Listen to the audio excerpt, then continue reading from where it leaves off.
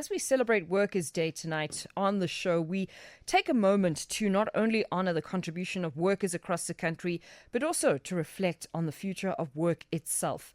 While thousands of young people graduate each year, reality is many find themselves with degrees that lead nowhere.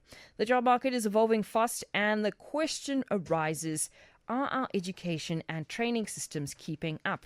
And tonight we'll explore the phenomenon of dead-end degrees and dying careers. And we're asking, are businesses speaking up about the skills they really need? And joining us are three voices at the heart of this conversation. We've got in studio Nkosinathi Mahlangu, Youth Employment Portfolio Head at Momentum. Nkosinathi, very good evening and good to have you with us on the show. Good evening, Nosipho, and greetings to all the listeners. Also joining us in studio this evening, Lungile Mnguni, President of the International Institute of Business Analysis, South Africa chapter. Lungile, a very good evening to you as well, and good to have you with us. Thank you so much. Good evening, Nosipho, and good evening to your listeners as well. And then on the line with us this evening is Dr. Petiwe Matutu, CEO at Universities South Africa. Dr. Petiwe, also good evening to you and good to have you with us. Good evening. Thanks for having me, and good evening to the listeners of Power. So as we dissect then this conversation, looking into this issue of dying careers and degrees that appear to lead to dead ends for young people, I think the point of departure that we should start at is looking at how we are sort of in this problem. And Dr. Petiwe, I want to start with you and look at, because we've got every year millions of young people pouring their time and money into earning degrees, yet many still end up jobless or working in fields completely unrelated to their studies. Dr. Petiwe, help us unpack this. Why are so many qualifications failing then to translate into employment? Is this a curriculum issue, or is there a bigger issue at play? I think it's a matter of supply and demand.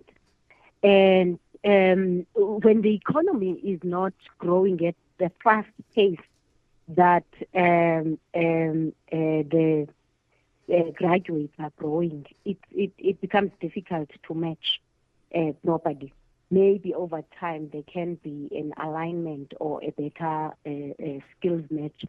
And besides, universities are not normally training students directly for certain qualifications. There will be those which are training them to think, training them to be adaptable, training them to learn quickly.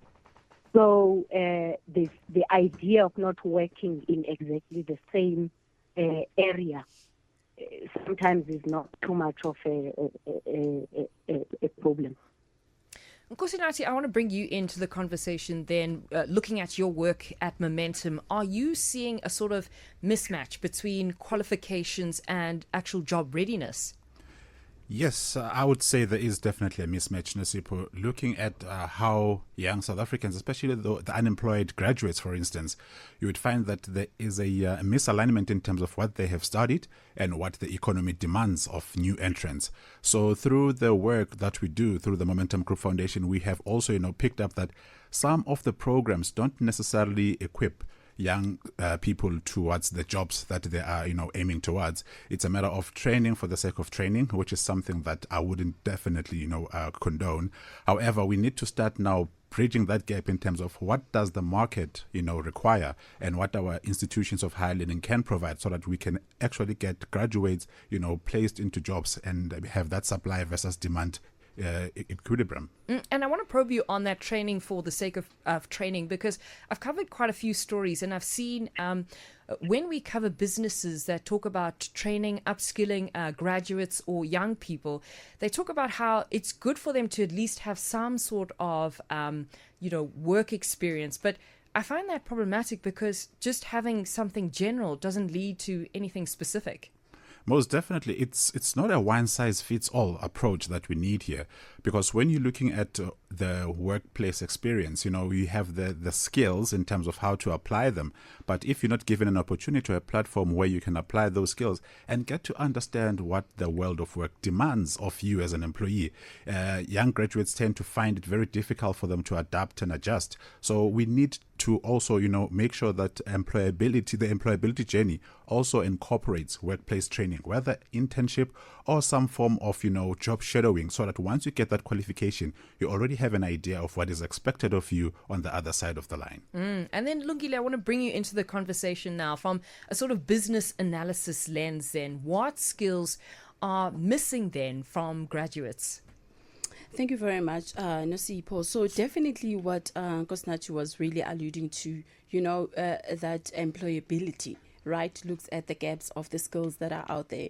And really looking from a business analysis perspective, you would think that problem solving, right, and also being so tech savvy, that means having some form of understanding when it comes to the digital transformation, the digital era that we are currently in, because most of these degrees, they were really designed at a different economic era. And as a result, you find that the problem is not the degree itself, but how does it then evolve with the technology or the industry that we are seeing and everything that is happening, the needs of the industry. So that some of these are no longer so traditional in terms of the business needs. Therefore, we need to then adapt and start thinking of what are the key skills that we need to embed into the curriculums in the universities. And definitely, when you're thinking digital transformation, AI, automation, and also a lot of problem solving, but also adding soft skills and communication. So Lungile, the private sector absorbs many then of our new graduates coming out of school then. Are they communicating enough then about the needs that they actually need?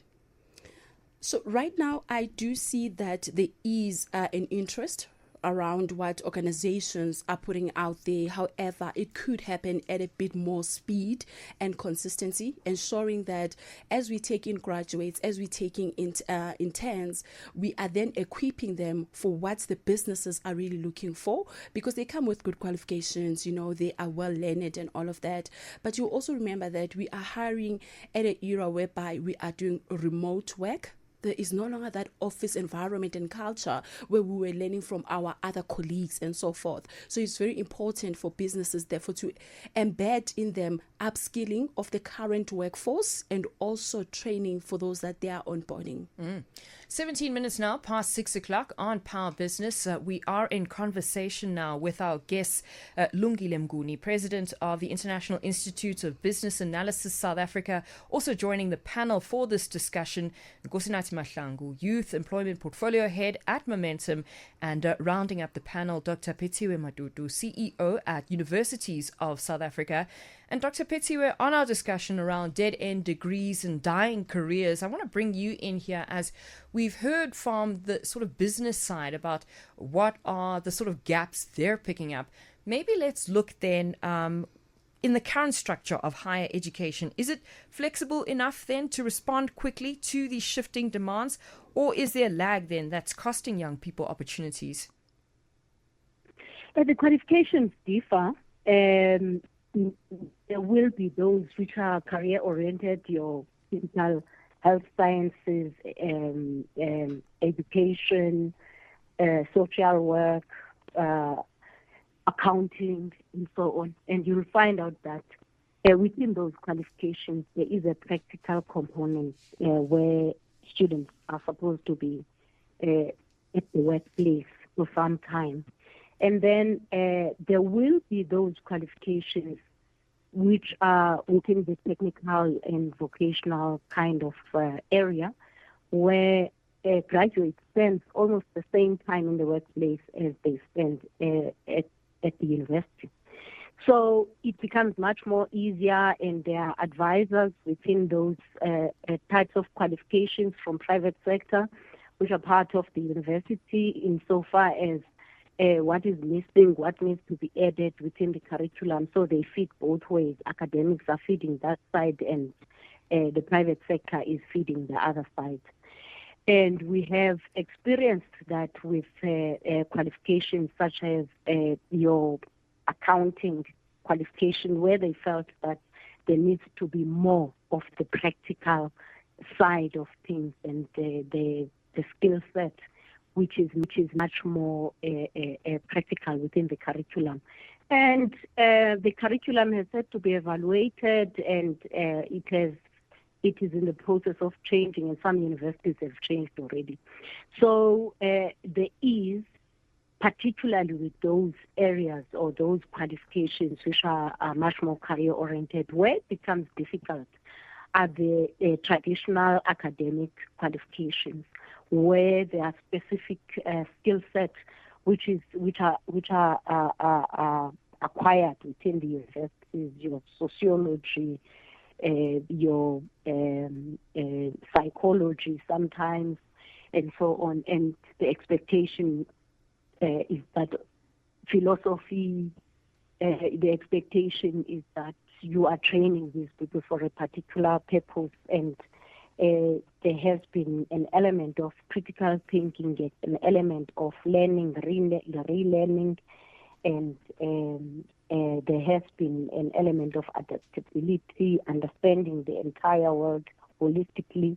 And actually, when you look at the whole AI and the demands there, you'll find out that these are the skill sets which are required, because they say those which are bringing in the human side of things are going to be very important as part of the interdisciplinary or multidisciplinary teams which are working on projects. So it's a variety of, it's a changing environment, and the graduates are being trained in trying to manage that change. 23 minutes now past 6 o'clock on Power Business, and we are celebrating Workers' Day, or marking Workers' Day tonight on the show, and we're taking a moment to not only honour the contribution of workers across the country, but also reflect on the future of work itself. And on our panel this evening, as we unpack dead-end degrees and dying careers, and whether businesses are speaking up about the skills they really need. We're in conversation this evening with Dr. Pethiwe Matutu, CEO at Universities South Africa. Nkosinathi Mahlangu also joining us, Youth Employment Portfolio Head at Momentum. And then we've got Lungile Mnguni, President of the International Institute of Business Analysis South Africa chapter. And now, just before the break, Dr. Pethiwe was just outlining for us the current structure of higher education and how it is trying to adapt to the changing world of work and what are careers actually looking for. And Dr. Pethiwe, you'd also pointed out, that we've also got AI now coming into the mix. But I want to take calls before we unpack what you are sort of outlining there. And the number to dial 0861-987-000. And that's the number that Thabo from Mamelodi has dialed this evening. Thabo, very good evening and good to have you with us on the show. You want to weigh in on the discussion this evening, yeah? Yes, exactly. And then a good evening to your guest also. I think sometimes we have to tell the truth, because I think that AI will have a lot of our students displaced, because of it has taken over. But the government is not telling the truth. According to me, I think that the universities and the colleges are a scam, because of they are giving these kids an education that it will not be even beneficial, for them. We need to come up with a strategy where that we can retrain already graduated students another skill that would be useful so that they can get themselves employed, because of artificial intelligence has taken over. We need to even go back to guidance issues where we need to have people who can train these kids to choose careers that will get them employed. Because currently, we don't have that. And then, we are being led by old people who are stuck in the 60s, who don't have to realize that, the world has moved into technology. Okay. But what I can say now is that AI will have so many students displaced because of it has taken over. Thank you. All right. Thank you, Thabo, from Mamelodi. They're weighing in on our conversation. Dr. Pethiwe, Thabo there just weighing in on AI and its possible displacement then of students. What's your take? What's your reflection? Certainly, AI is going to change the world, and the point is to prepare our economy and our students to be responsive to that. Because if we're talking about AI, there's going to be a whole lot of other jobs which are going to be coming out of it, and there are more than the ones which are going to be lost. So if we do not equip our economy and our workplace appropriately, it's going to be difficult. I'll give you a very simple example. Mm-hmm. I've got a student who's just completed a mechatronics engineering qualification, and she's keen on robotics.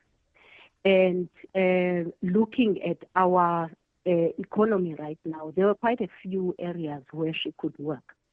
And the future is about robots, the future is about AI, and so on. So if our economy, together with the universities, are not agile enough, you find out that the universities are starting to be Oh no. Dr. Petiwe, your line there not so great. We're going to try to get you on a better line just so we can hear the rest of the conversation. But Nkosinathi, I see you nodding as we've heard from the caller, we've heard from Dr. Petiwe. What are your thoughts? Yeah, I mean, AI has arrived. And I mean, when computers came on board, we were told that computers are going to take our jobs, and we have adapted.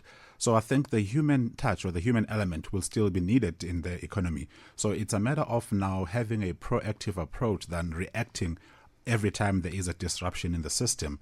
So I think now the conversation needs to also go into the actual classroom, so that we know how are we preparing high school learners for jobs that will exist in the now and in the future. So we've seen how tech savvy young people are. Mm-hmm. So that should be a low-hanging fruit. So they have exposure already. So it's a matter of now how do we guide that exposure into something tangible by the time they select their subjects, by the time they select the courses that they want to do in the institutions of higher learning. And by that, we're also making reference to the TVET space, because post-matric, we all want to go to a university of sorts. Yeah. However, there is TVET options that are being frowned upon, unfortunately, but there are alternatives out there. I mean, we have other institutions of learning that have also, identified the gap, and they are providing skills that are directly placing young people into jobs soon after graduation. So there is definitely a room for everyone to play a role. However, we need to have a collective approach in terms of doing our skills assessment, knowing what the economy needs, and also what supply do we have in terms of numbers. Lungile, quickly from your side, business analysis side. Yes. AI, a sort of trap, or what are you thinking? Three things. There's call for action. Education and education system needs to evolve as much as business is needing to step up. There needs to be more dialogues. That is quite obvious right now. Employers, universities, and students, we need to come together to what Nkosinathi was saying, that we need to have these dialogues. And also career guidance must now start as early as possible. Having your first degree is now foundation, so we must get that out of the way, and therefore start now looking at what are the jobs of the future, what are the skills that we require for us not to only remain relevant, but to try and just be ahead of the pack. So it is a call for action for all of us to actually put our heads together and see exactly what is in our curriculums, what can we improve, and how do we go forward.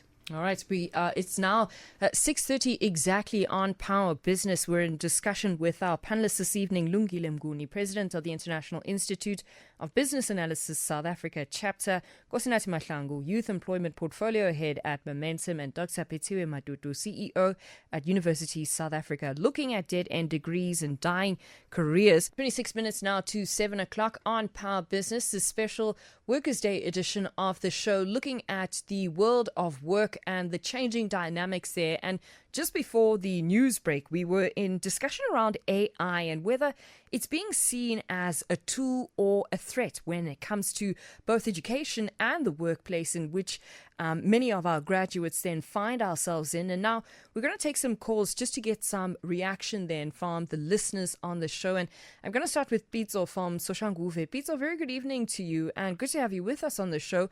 What are your thoughts around this discussion? Nosipho, good evening to your guests. My thought is we have minerals in South Africa. The graduates, even your guests there, they don't even know how to extract minerals from our country. We cannot even beneficiate our minerals to employ our young people. We can't even frank the natural gas we have. That can give us more employment. But what we are looking at, technology, foreign things. What about what we have in our own land? We have mismatched our curriculum. Thank you, Nosipho. All right, Spitzo there sharing his views around our discussion of dead-end degrees and dying careers, rather, and whether businesses are speaking up about the skills they really need. We'll take another call. We'll go to Jerry now from Letlhabile. Jerry, a very good evening to you and good to have you with us on the show. Talk to us about what are your thoughts around this discussion? Oh, thank you, Nosipho. Greetings to your guest as extension. But let me ask you, or just contemplate about it. But I can imagine yourself there, Nosipho, being replaced with a machine, because of that is the possibility that one day we will be speaking with machines on radios, like we did in the banks. The banks used to employ people who are working to assist people. Now they've implemented machines, and those people have been cut. But if you look in Africa, we must not forget that Africa was just liberated recently. South Africa is not even 40 years free. And as a result of that, the majority of our people were left outside. I'm talking as a trade unionist. And I can tell you that my company employs more than 700 employees, which is a manual job. And if ever robots were to be introduced, recently robots will be introduced. And I can imagine, like other companies in Brazil that I know in Brett's industrial side, that have actually eliminated people because of downsizing. The robots and the machinery were implemented. Now the question is, we know that China is actually topping in terms of electrical vehicles, which is the result of artificial intelligence. But the purpose of this, China, we know that they have been importing their machines into South Africa and other countries. South Africa is still a developing country. Okay. We are not even yet there. Now, to advocate for this artificial intelligence, to me, it's like something, it's like a failure of us, of trying to develop ourselves, but we rush into the question of artificial intelligence, whereas our people are not even ready. You have been speaking about universities. Universities of South Africa are not even ready on these things, but we know that the jobs in South Africa, it is jobs owned by imperialists that are taking production out of South Africa into other countries. Like they will do simple things to replace human beings with machines because of they are not losing anything. Okay. And I hardly know that in China, they are not even yet implementing this artificial intelligence, but they are exporting it into other countries. So we must be careful if ever we want to develop our people by thinking of artificial intelligence. It cannot happen anytime soon. We will revolt it. Okay. Simple. Jerry, thank you. Thank you so much. Jerry, on his point about AI eliminating jobs. I'm going to throw the response then to our panelists in studio. Lungile Nkosinathi, any of you want to take on that sort of those views? There's a mismatch of skills and careers, and also then the elimination and possibly not being ready then for AI. What do you believe? All right, Yeah. I'll give it a stab. I think, yes, there is definitely a mismatch. We don't even have a proper national skills audit. And yet we know that we have critical skills that we usually, import talent from abroad to come and service in the country. So if we can start right there to say, what type of skills are we, classifying as critical skills? And before we import those skills, let's check our backyard to see if we do have people that are equipped, qualified to bridge those gaps. If we do have to, import such skills, let's have a plan to say who is, shadowing that particular resource so that at least 5 years down the line, we can be able to produce our own. So we can look across the sectors in terms of what, needs are there in each and every sector of the economy so that we can also filter that into the institutions of higher learning and expose our young people in having these meaningful dialogues to say, this is where the economy is going. This is what the country will need in the next 5 to 10 years. Which pathway are you going to take? So I think we just have to bridge the gap in terms of getting everyone into this conversation so that it's not a private sector alone, a government alone, and young people will have to navigate through this maze on their own. So it's a collective approach that we need, but we need it as quickly as yesterday. Yeah, certainly. And I guess as we wrap up our conversation then, looking at the dynamics, the issues that are at play now, let's look then at the reforms, the solutions that we can sort of look forward to. And I'm going to start with you, Dr. Petiwe. When we look then at education, what sort of reforms or better partnerships with industry, what are your thoughts on how we can look forward and sort of come up with solutions? I think the most important aspect is for industry to work with us at the highest level, because at university level there is that interaction of private sector and universities.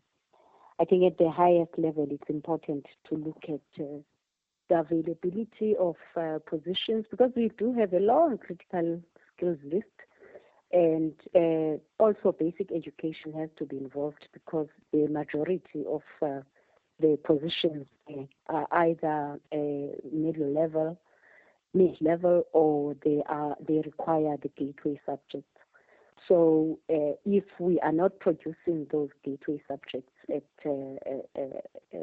basic education, it becomes difficult for us to all of a sudden at universities now have the required numbers.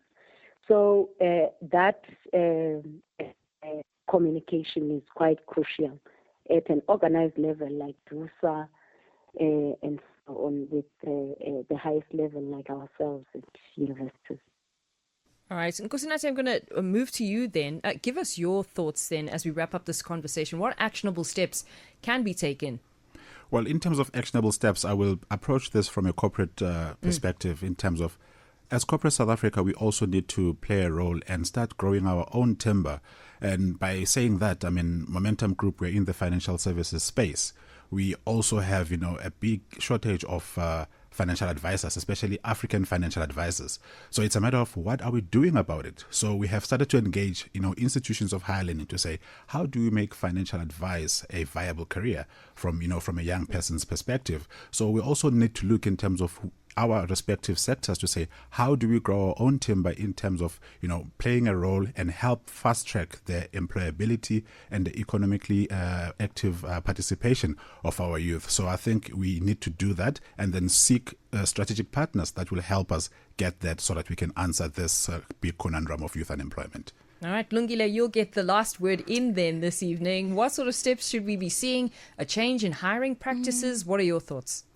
Nosipho, I think also, speaking from professional bodies, one key thing that we do not touch on is the whole governance around AI. It's very important that our curriculum and what we are trying to build includes and actually starts with what is our regulator saying when it comes to AI. Do we have the necessary skills in order for us to write down policies, governance that will actually advocate for a responsible use of this AI, the implementations and so forth. So I find that as much as there are all these issues, there are all these problems, there are opportunities here. We can actually start new careers where we're looking at governance, right? Where we are embarking on a journey where we say, how are we as a country going to build policies that are not going to tamper with what we already have, but enhance what we have using AI. It goes back to saying that we shouldn't be looking at being replaced, but we also must look at how do we leverage this particular technology.